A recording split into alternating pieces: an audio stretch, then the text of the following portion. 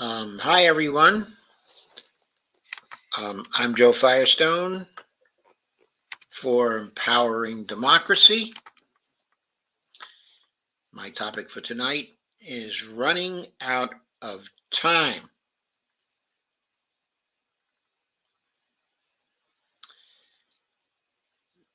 Hello, Dolores. I'm assuming that's you from around the world with Brandy and Dee. Thank you for coming aboard and sharing things out. I'm going to share the screen. Oh, I guess I'm not quite ready to share the screen, but I promise I won't be long.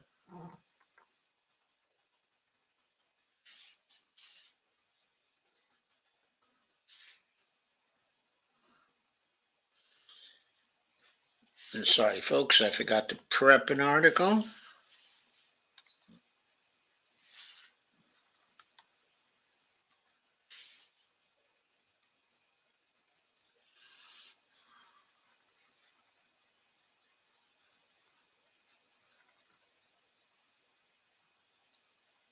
Now let me share the screen.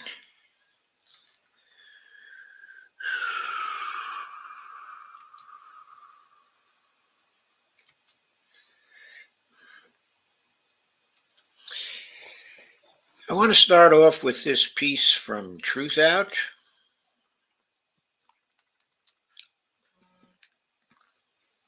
Which says, don't close this. Let me see if I can discover the hidden X here. There it is. We are running out of time to use failing strategies against the climate crisis.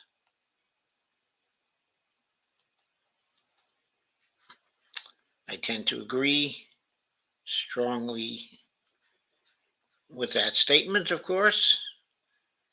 I've been agreeing for a long time. This piece is by Ella Fassler of Truthout. It was published just yesterday, November 24th, 2022. She says scientists, politicians, and oil companies have been aware of the connection between fossil fuel production, ecocide, and climate crisis for more than 70 years. Yet in 2021, the world broke a record for carbon dioxide emissions.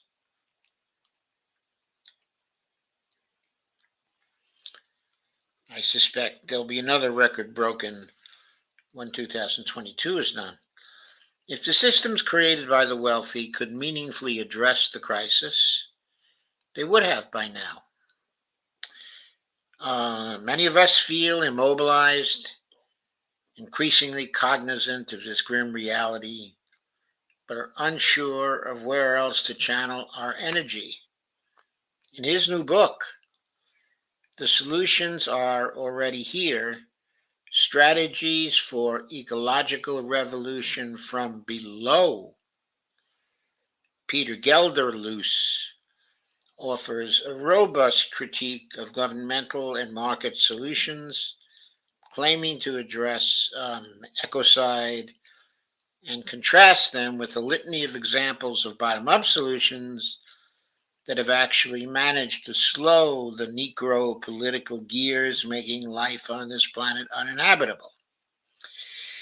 He encourages people who care for the environment to imagine and create their own dynamic, contextualized ecosystems of revolt outside of electoral channels and situated within their territories.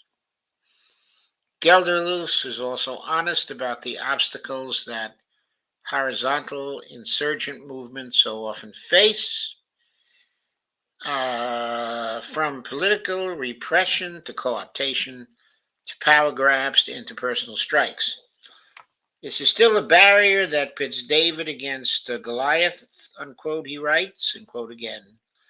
And if we were to approach this ecological crisis as though it were a wager in a casino, as the economists do, for example, then our money would be more wisely placed backing the forces of the apocalypse, unquote.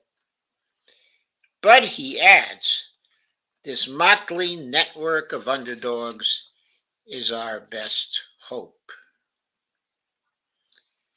In this interview, Gelderloos discusses his critiques of the Green New Deal, the connection between colonialism and ecocide, and the importance of concepts like autonomy and solidarity for informing our struggles for a better world.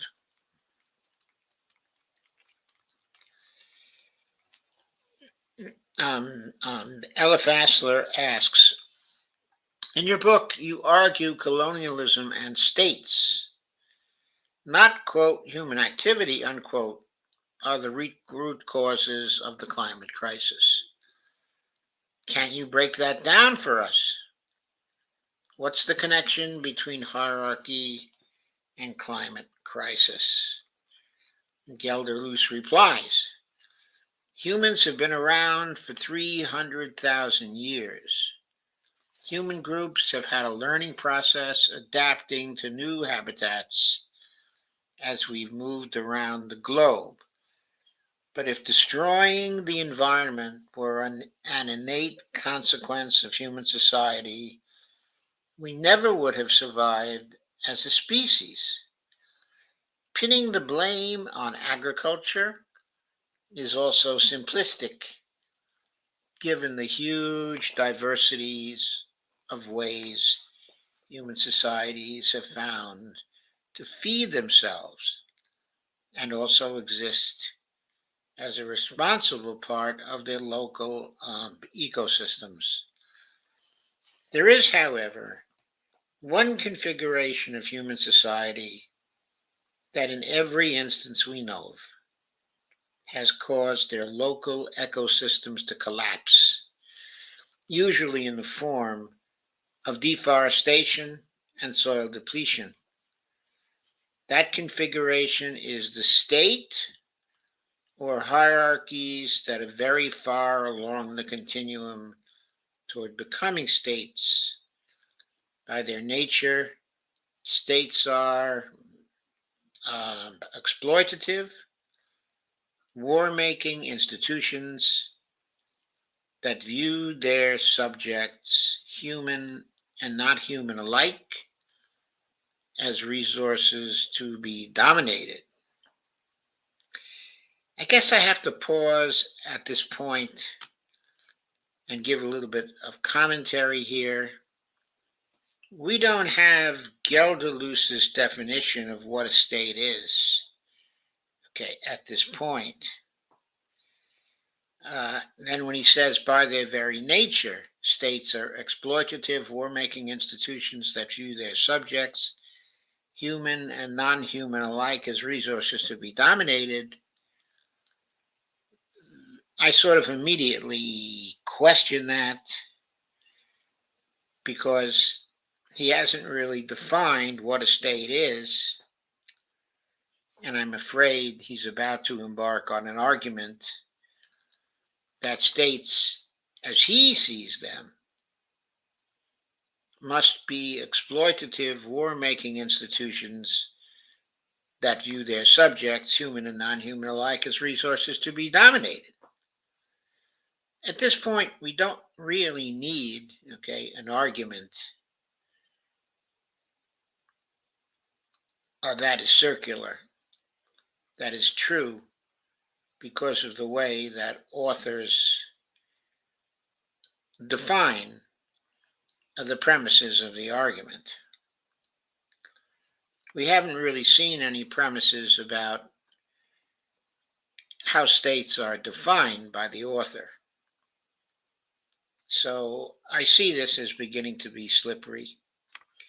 The states that certain popular authors have named as examples of supposedly ecological states tend to practice something like feudalism, which is actually a dual power system in which autonomous commoners and not state administrations are in charge of most interactions with the rest of the ecosystem. I find it hard even to picture what that means because my own picture, okay, of feudalism was that the commoners in feudalism were not very autonomous. They were serfs.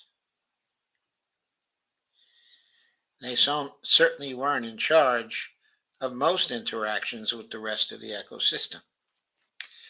As for an ecological collapse on a planetary scale, that only ever became conceivable when the state institutions developed in Europe were forcibly imposed on the rest of the world through colonialism. This was not a voluntary process, and it needs to be viewed as an ongoing process because all of us everywhere around the world are still forced to live our lives in the confines defined by capitalist institutions and state structures developed by these colonial powers and their heirs like the United States.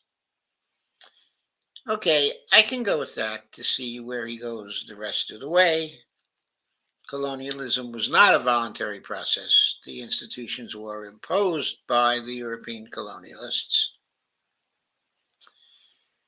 Uh, okay, and yes, it was this expanding social system based on colonialism and capitalism that began to impact the environment very, very strongly in the 18th century and going forward.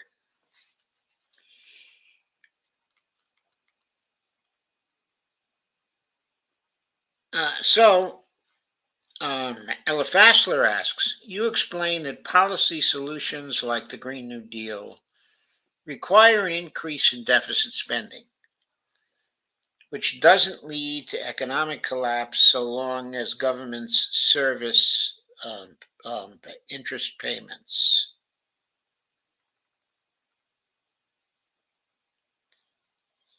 Okay, so there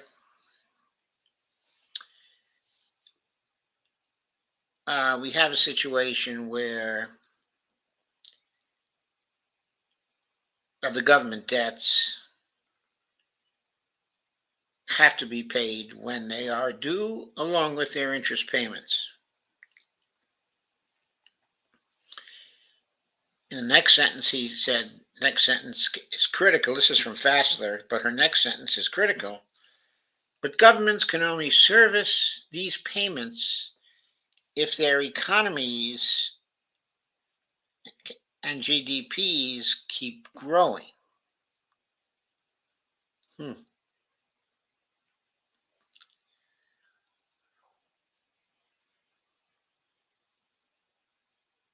I'm not sure about the truth of that statement,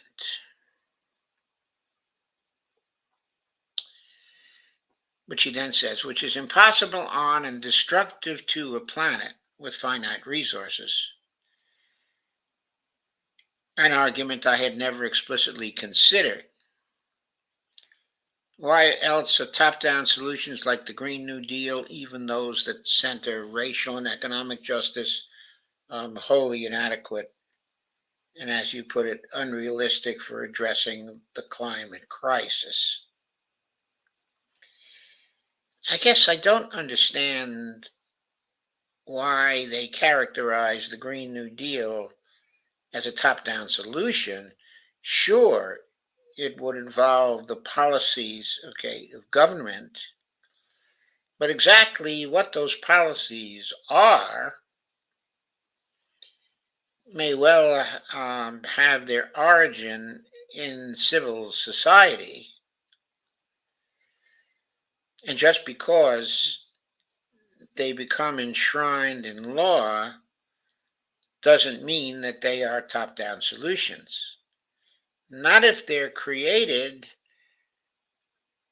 by bottom-up social and political movements whose final stage of victory is taking over the government.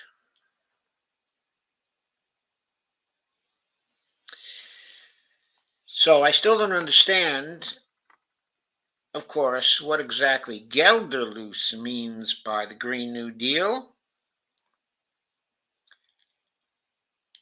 Not sure why he thinks that would be a top-down solution.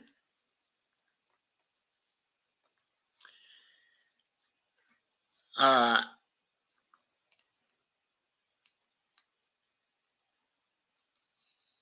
I'm not sure why real GDP has to keep on growing. I'm not sure exactly what he means by GDP, because there is economic activity that can keep on growing, theoretically anyway, without increasing use of ecological resources. Not all our activities are based on consuming ecology.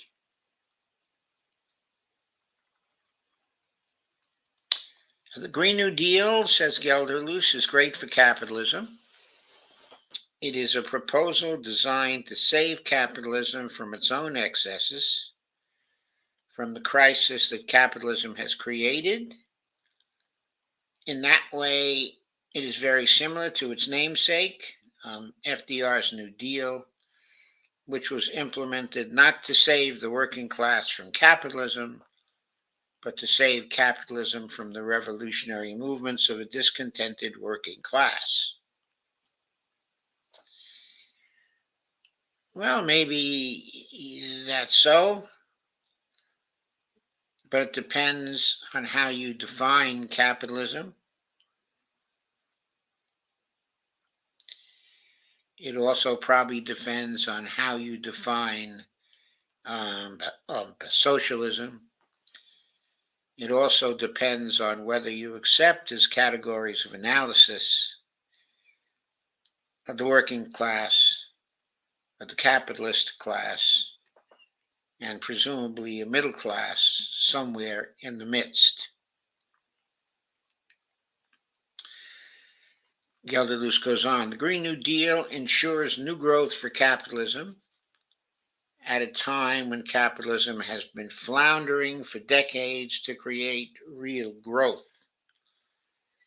It encourages highly destructive mining projects and massive energy infrastructure so that the wealthy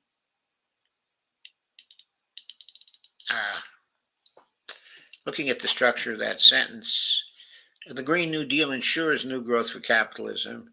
It encourages, I take it the it there is not capitalism, but the Green New Deal, highly destructive mining projects and massive energy infrastructure so that the wealthy can get even wealthier off of electric cars and other false solutions, while indigenous lands are being stolen, one of the largest land grabs since Columbus, for industrial wind parks, of lithium mines, copper mines, and other extractive projects. I think there's something to that sentence. Uh, I do agree that those various destructive and extractive projects are going on.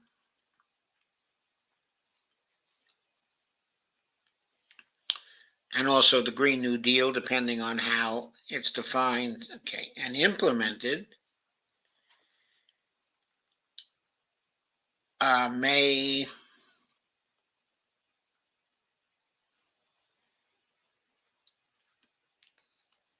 continue to be more destructive than it is conservatory with respect to resources. Then he says the Green New Deal is the best hope for the survival of capitalism, not for the survival of the planet. On its face, I don't know if I agree with that.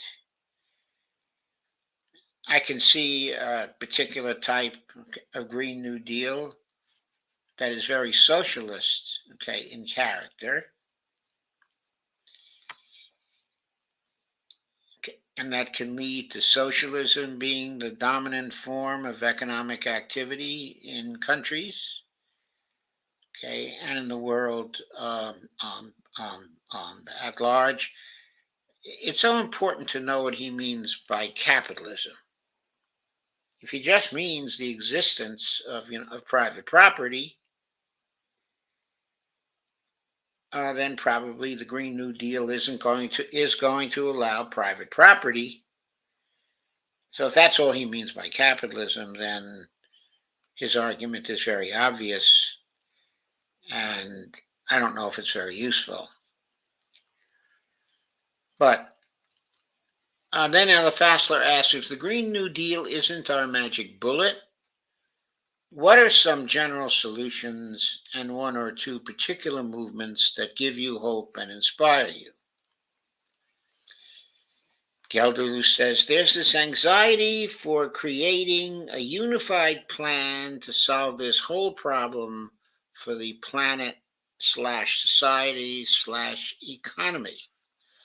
But that's the exact kind of thinking that got us into this mess. And anyone who has experienced bureaucracy knows that the people at the top with the plans are the ones with the least idea of what's actually happening on the ground.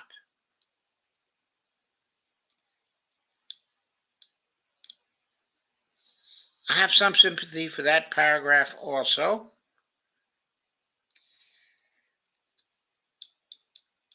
But I believe it's possible to construct a political system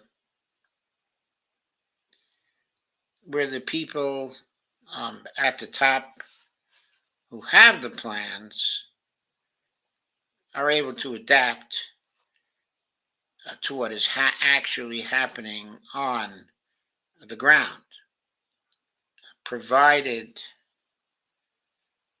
there are dynamics that connect the people on the ground to the people at the top, and provided also that there is a lot of circulation from the bottom up that is connecting to the people at the top, and also by circulation, okay, I mean that the people at the top are replaced pretty frequently by people coming up from the bottom. In fact, real intelligence is decentralized, localized, contextual. Okay, liberated communities, okay, liberated ecosystems will know better than anyone else what they need to adapt and heal. Yes, I have a lot of sympathy for that one. Real intelligence emerges from complex adaptive systems in which problem solving is very much decentralized and localized and contextual. Those are the complex adaptive systems that work. I agree, liberated communities and ecosystems will know better than anyone else what they need to adapt and to heal. The question is what they need from the global level that can help them to adapt and to heal.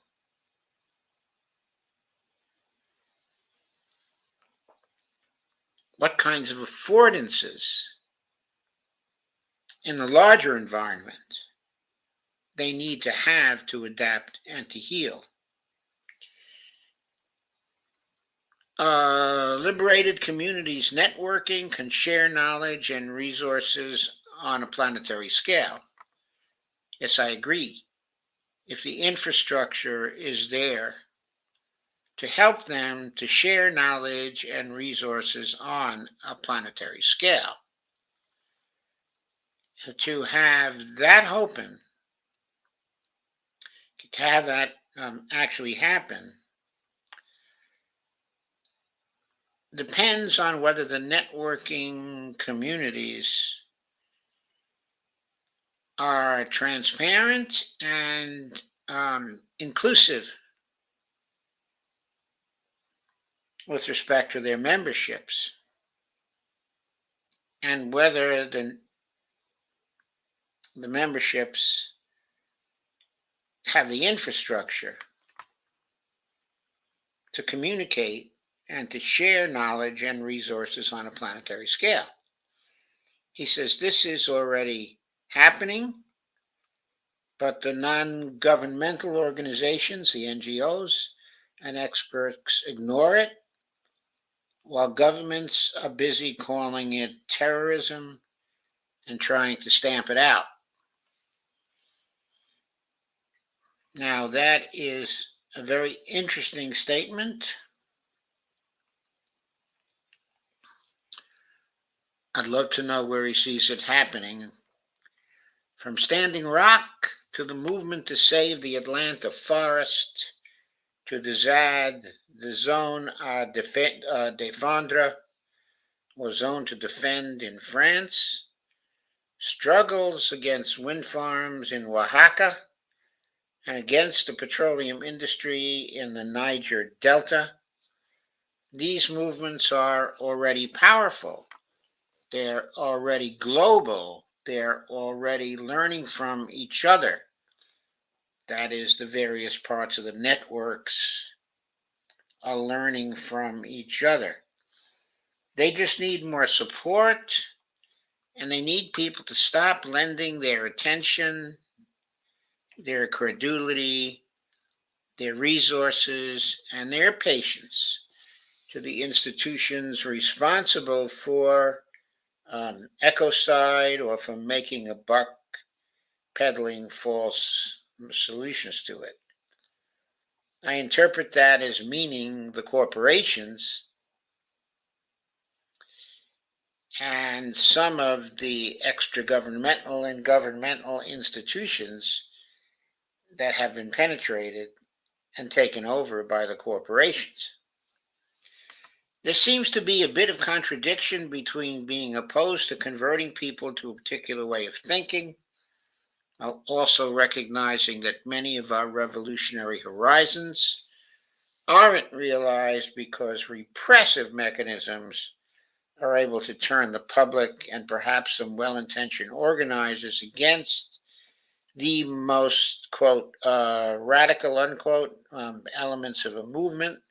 And this is a statement, okay, by Ella Fassler with a question attached to it. How do you grapple with this contradiction? And Gender Flus, did I make a mistake with his name there?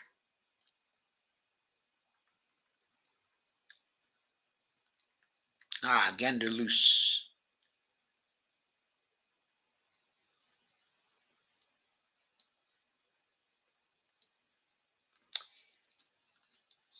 Ella Fassler asked the question, how do you grapple with this contradiction? Genderloos says, autonomy and solidarity are useful concepts because they mean everyone gets to define their own needs. Everyone gets to define their own struggle for freedom and a dignified survival, as long as they don't make freedom or survival impossible for someone else. If you come from a different tradition of struggle, or if you don't put more weight on linguistic freedom or on certain organizational methods or on the food culture your people have practiced in that the territory for thousands of years, that's okay.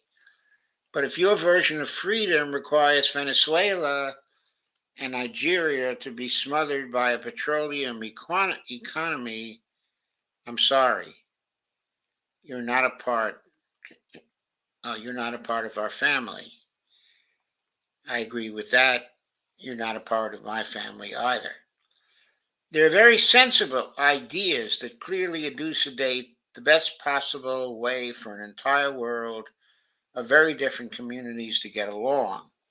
People can usually understand this concept and support it as a shared framework really quickly until they realize it means states are not compatible with this best possible world. Until they realize it means their political party doesn't get to draft a blueprint for the entire species and by extension the rest of the natural world.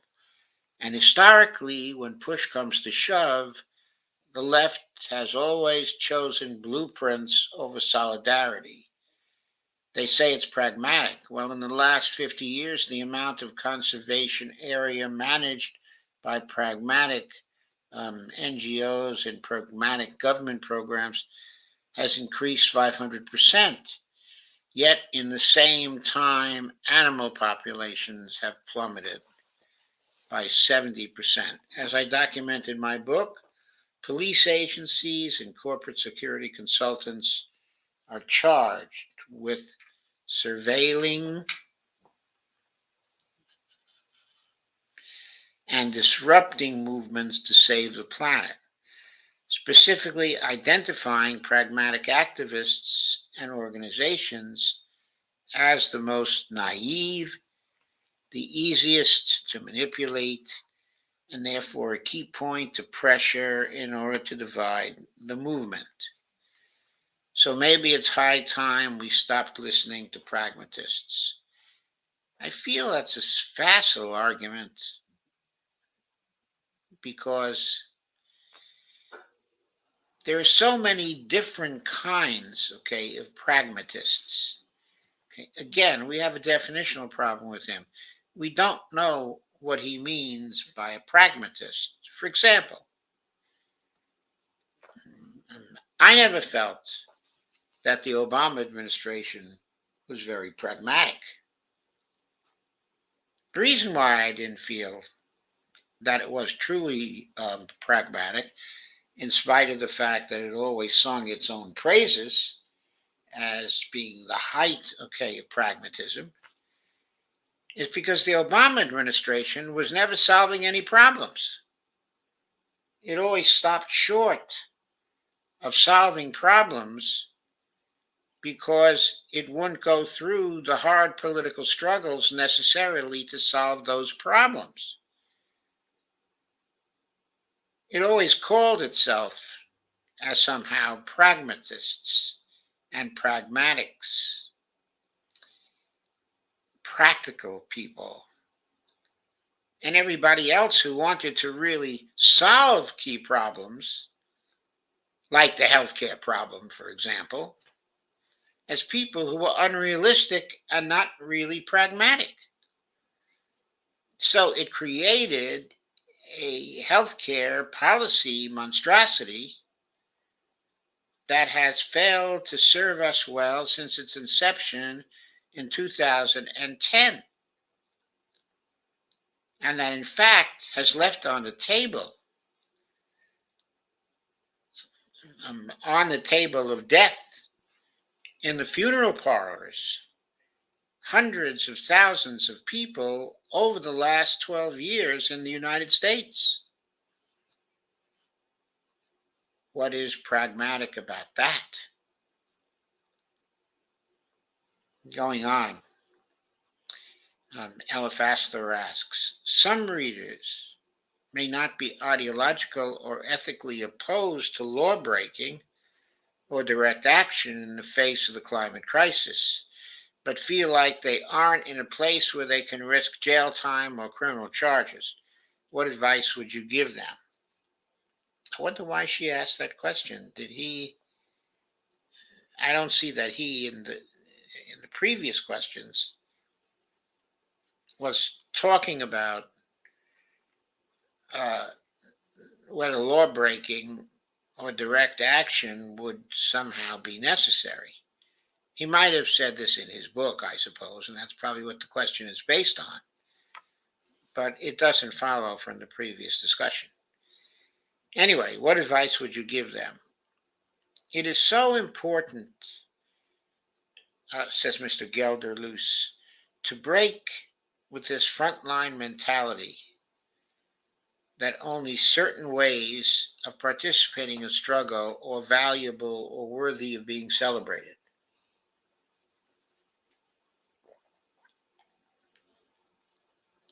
Every bit as much as we need people who face off with cops or sabotage the mega projects and economic systems killing us, we need people bringing real practices of transformative justice to our communities and movements.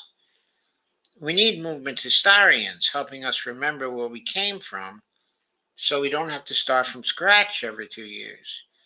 And we need people supporting those who are in prison, people who are depressed, people with health problems. We need gardeners, we need healers, we need people who can build and repair the machines we actually need for a dignified survival. That was the end of that. Well, when I picked this for discussion, I was really enthused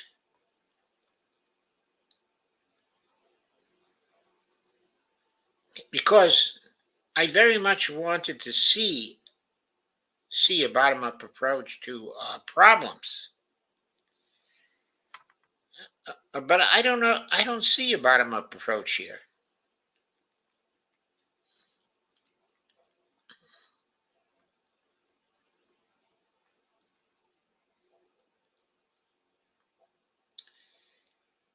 I don't see a bottom-up approach within the contexts of states, because the fact remains here that states are not going to go away.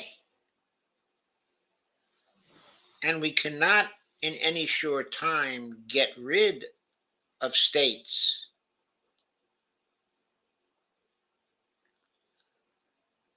What we can do from the bottom up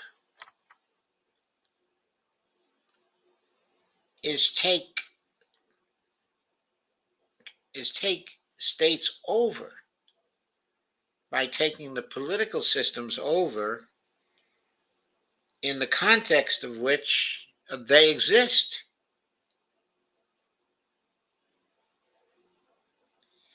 We can do that. I've talked a lot about how we can do that.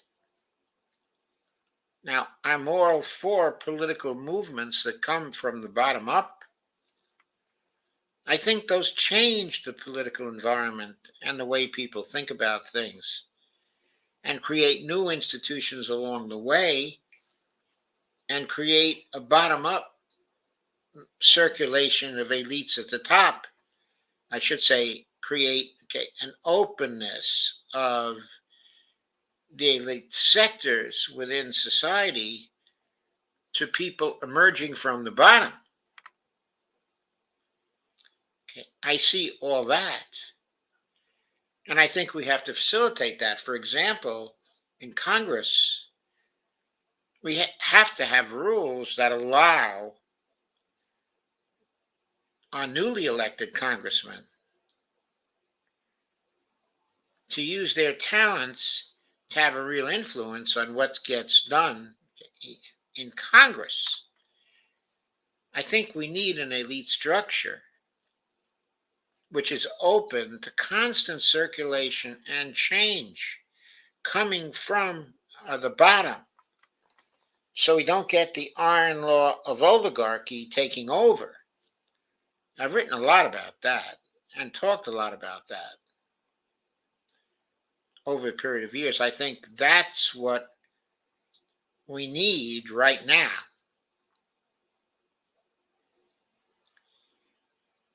Okay, but it seems to me we are going to need active state structures to disturb the elements of oligarchy, the structures of oligarchy that have taken us over. We need to disrupt those. We need to make them to break them down. And we need to allow new structures to arise and new people to arise. Now, we just had a big change inside of the Democratic Party. Some of the party elders are giving up their positions of power to other people. But what's problematic about that is they're taking care to select their own successors. They have to retire, so they want to give back power to their ideological clones to continue to run things. That is not what we need. We need selection processes, that provide for diversity and for different forms of thinking to arise. The process being used in Congress now is diametrically opposed to that kind, of outcome. We can't allow these leaders to self-select. I shouldn't say self-select, but to select their own successors. That only ensures that nothing will change. In Congress, the successors of the leaders there are now must emerge from a very open, transparent, and inclusive dynamic for changing power structures that currently exist in Congress. That's very important. And the current changes in Congress, the process of the current changes in Congress, are exactly what we don't need at this point. And in our society, we have selection processes like these, which occur in all our powerful institutions. That's why we're not getting any change. That's why we're not adaptive to our problems. That's why we fail to solve our problems. We even fail to want to solve our problems. That has to stop. We need a much more open, we'll always have struggles for power. There's no getting rid of this. But we have to have struggles for power that are very open, where power rises from the bottom.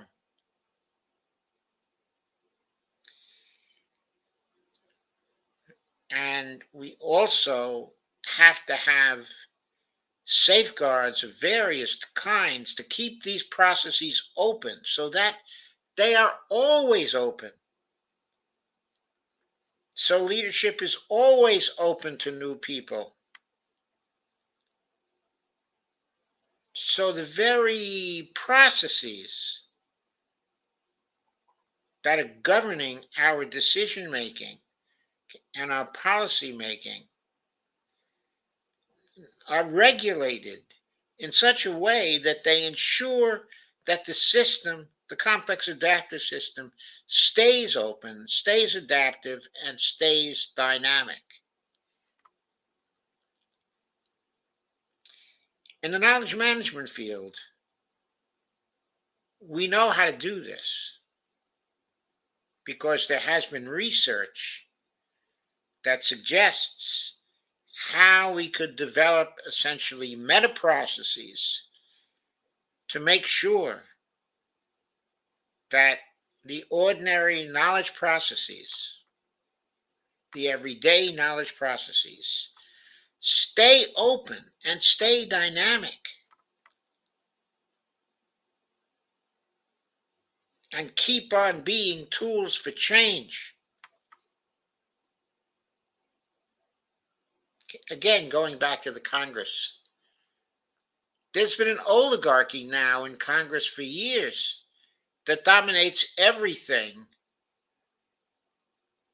by choosing when, where, and how they will bring policy proposals to the floor of the Congress.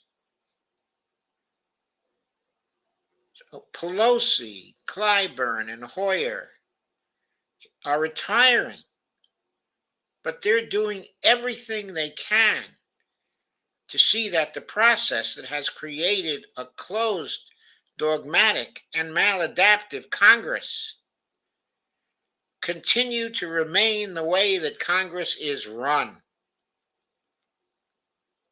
We have to stop that, and not just in the Congress.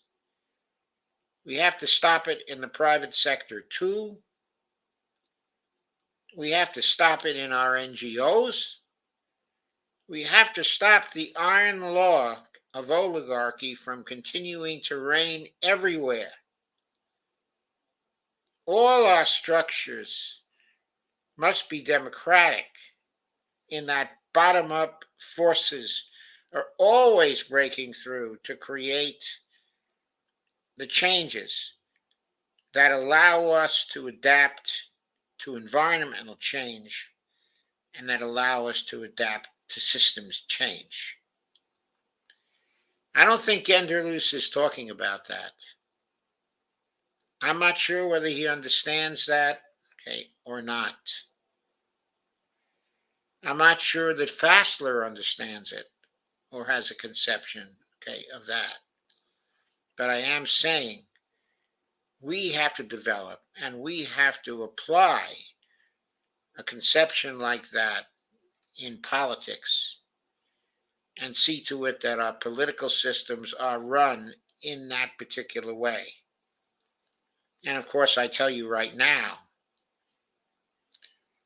that that can't be done from the top down. It has to be done from the bottom up, so that the biggest thing preventing adaptation is ended, and that is donor domination of the political process. You all know what I mean about that. I've talked about that frequently enough, and I will continue to talk about it. So I'm not going to go into detail in terms of talking about it here. I'm just saying the idea that all change should go on apart from electoral processes is a suicidal idea. Because if the electoral processes are not themselves fixed, okay, and opened up so that we have democracy from the bottom up, these developing movements that are so desirable for us in creating change will only be crushed by the donor dominated political process. So that's what I have to say for now. I'm going to consider your comments. I will stop the screen. Here I am.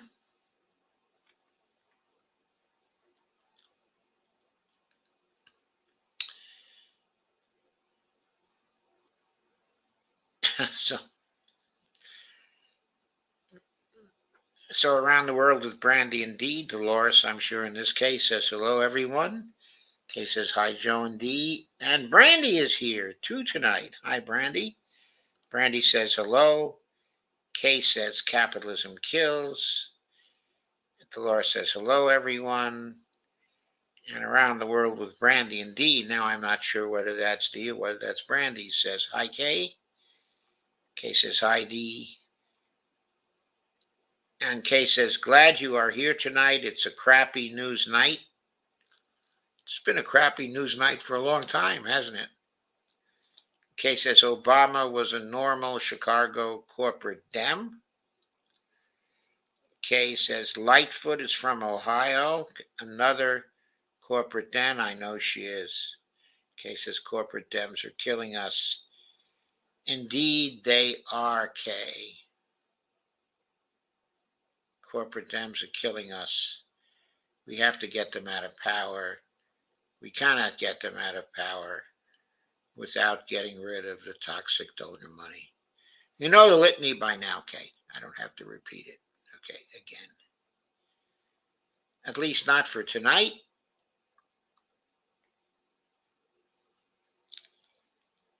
Okay, I'll give you a chance to ask me some more questions.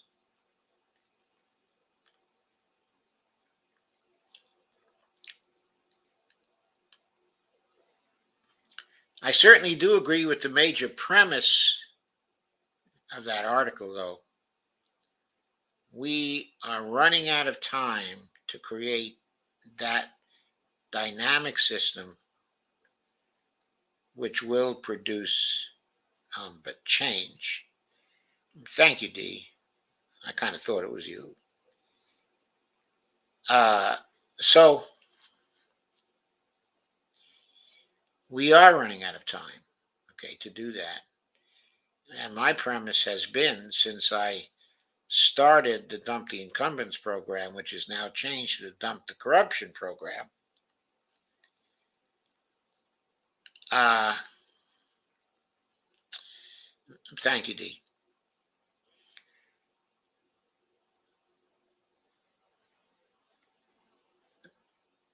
I've been saying since that time continuously that we need to get rid of the donor money in politics, okay, in order to create change. We cannot do this apart from the state. What we have to do is to make the state ourselves. So Louis XIV said, L'État, c'est moi. We need to say, L'État, c'est nous. The state, okay, is us. And then we have to use that state for the public purpose. There has to be continuous influence from the bottom up, okay, all the time. I've written blog posts about this in years past. So perhaps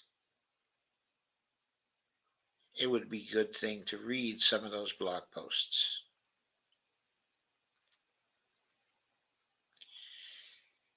Okay, any other comments or questions?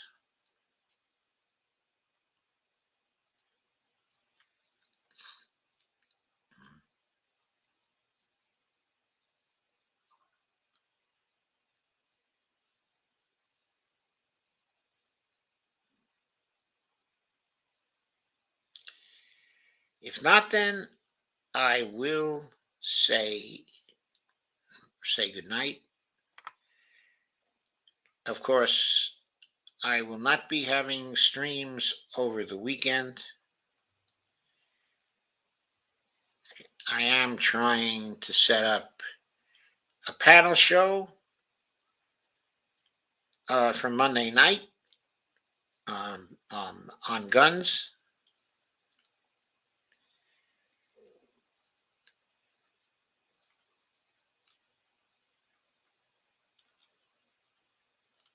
And I'll be doing that over the weekend. I don't know if I'll get the participants I want, but that's what I'm trying to do. So Dee says that around the world with Brandy and Dee, we'll have a panel show tomorrow. So tell us, Brandy, what will the subject be? Or tell us, Dee, what the subject will be.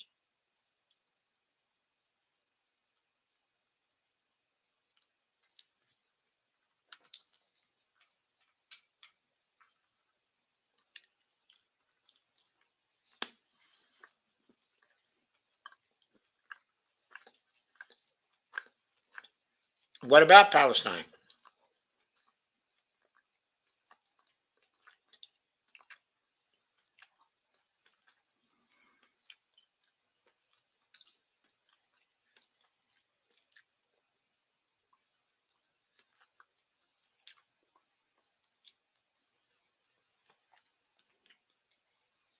Hmm.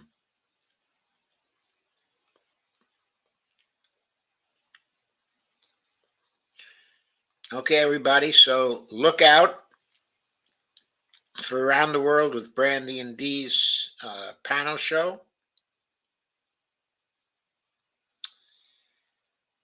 Uh, on Palestine this weekend. So, Around the World with Brandy and Dee says current events in Palestine. Okay.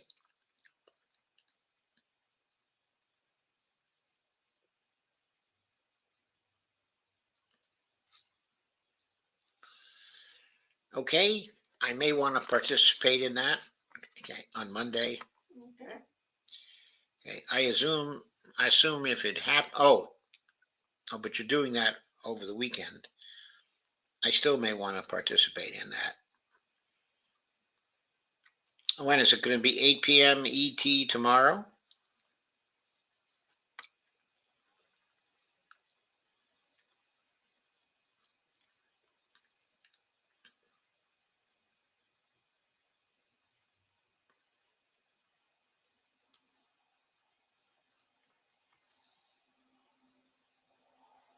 Okay, if it's going to be at 8 p.m. tomorrow, I may be free.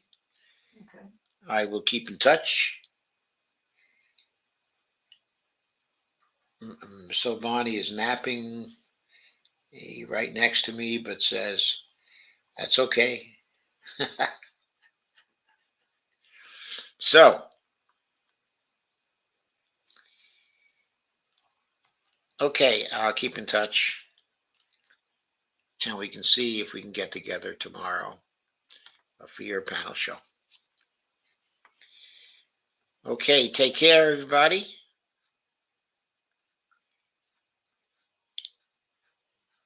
Have a great weekend. I'll see you for sure on Monday with the usual 3 shows. Thanks for coming and good night.